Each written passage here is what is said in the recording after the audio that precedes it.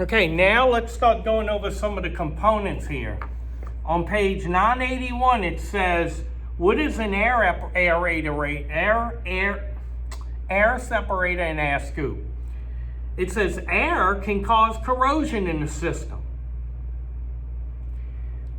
Trapped particles of air pockets prevent airflow and can result in insufficient heating. So let's look at this. What is an air separator? It separates the air from the water as it flows through the system.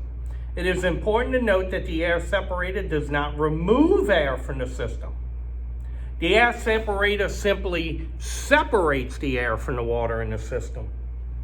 And it says another system component is the air vent. This one vents or removes the air from the system. So you have an air separator with an air vent and usually connected on the same device. Air separators are capable of removing micro bubbles from the system. The water passes through the separator, it comes in contact with a mesh screen where it adheres to it. And the more and more air bubbles adhere to the mesh, the bubbles get larger, break loose, and go through the air vent. Now, what's an air scoop? It's installed in a horizontal run of straight pipe, and it causes the air in the pipe to separate from the water. Using the baffle, the air scoops the water up. In order to work, the velocity of speed must be lower than 4 foot per second or the bubbles won't get caught. The air is trapped in and vented out through the air separator. Okay, so an air scoop is the part that's in the air separator that catches it. So you can see in this picture right here, they show you the meshes and everything.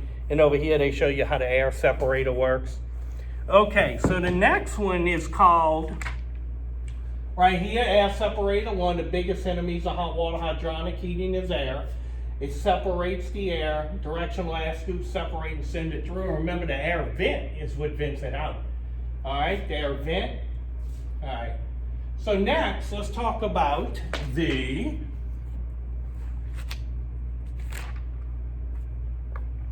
temperature limiting control. This is also called an aquastat. And what does it do? Check this out. You're like, oh, that maintains room temperature. That's got to be what that does. No, you're wrong. Look what it does. It's more commonly known as an aquastat. It's a temperature controlled switch intended to maintain the water temperature in the hydronic water heating system. If it maintains a temperature of 180 with a 10-inch differential, the boiler will cycle off when the heat is heated at 180. When it cools to 170, it comes back on and warms the water. And it fluctuates between 170 and 180 at 10-degree temperature differential. It's equipped with a remote sensing bulb positioned in the boiler for accurate boiler water temperature. That's what an aquastat does. The next one is the high limit control. And what does that do?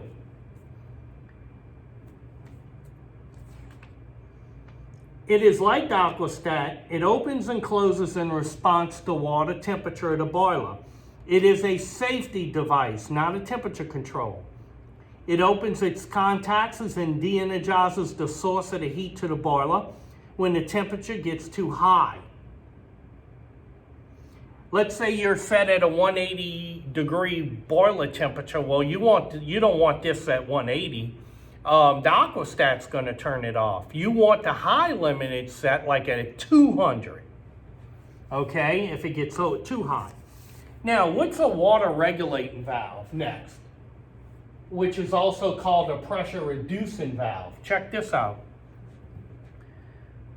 A water regulating valve is installed on the water makeup line leading to the boiler. It maintains pressure on its leaving side, entering the boiler at less than the relief. Okay, so the water is coming in, makeup water into the boiler.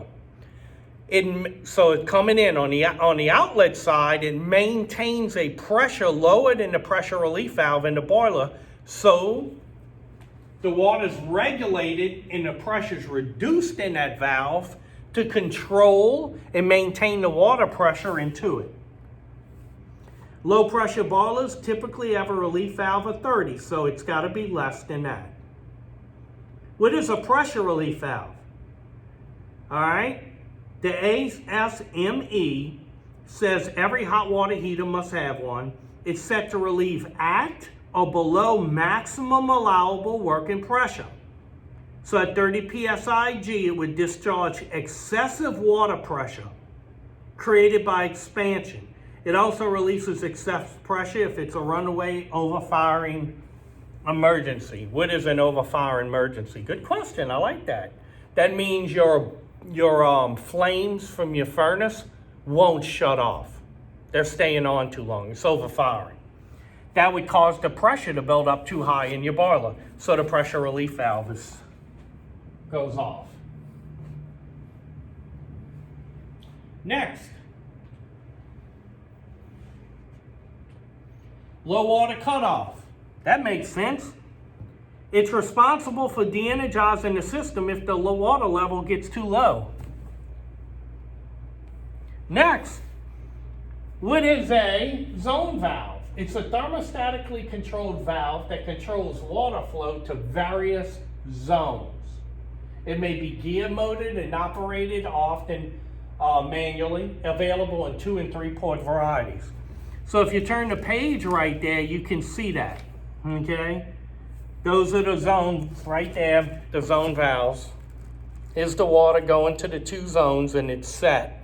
And here's the water return pipe connected going back to the boiler. Okay. What is a balance? Okay, so it says you have 2 and 3 port zone valves. What do those do? Okay. The 2 port, let me see if they got a good picture of that. Ah, yes.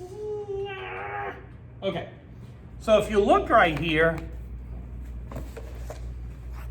you can see a 2 port has a port in and a port out going back to the boiler. See? A 3 port, you can actually send the water back, or you can send it to the boiler directly and not run it through the pipe. So you have zone control here of 3 port, better zone control of where the water is going in the system. Okay? So it's available in 2 and 3 port zone control. Next it says, what's a balancing valve? Balancing valves. This ensures resistance to water flow is the same in all flow paths.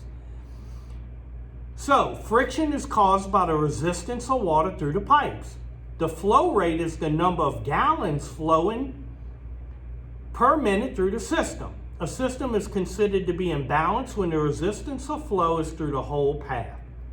Okay, that's what it does. Balanced valves have pressure taps on either side where a very accurate gauge can measure the water across it and see how it's balancing the water. Okay, any questions about that? Yeah, I got a lot of questions. Okay, good. Now, go ahead and text me if you want to know what that is. But that's what a balancing valve does. It balances the water through the system. The next one is the pressure differential bypass valve. That one sounds crazy. It relieves noise and pressure through the clip, but it's a great control. I love that control for closing multiple zones. It's very simple. It's very simple, and it's the way it works. Excessive pressure in the supply head results when multiple zones are closed. It may become excessively noisy. The pressure differential is often used to alleviate the situation between the supply and the return headers. Okay, so let's see what's going on in this picture right here. Okay, here we have the water being circulated by the pump towards the supply header going to the rooms. Well, if you shut a few of these off, that pressure's coming in can start being noisy and making noise. So the pressure differential relief valve knows what to do, and it simply takes that greater amount of pressure and sends it back.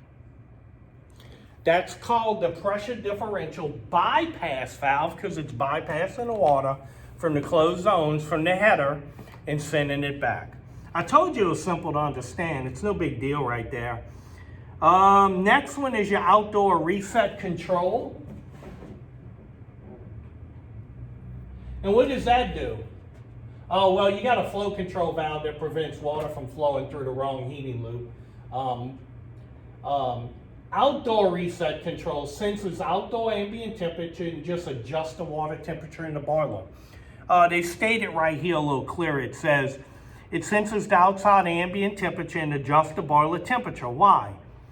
As it gets colder out, as the outside ambient temperature increases and it gets warmer in the colder air and it starts to warm up, you need less heating inside. So cooler water can be used now. So that's what the outdoor reset control senses and does.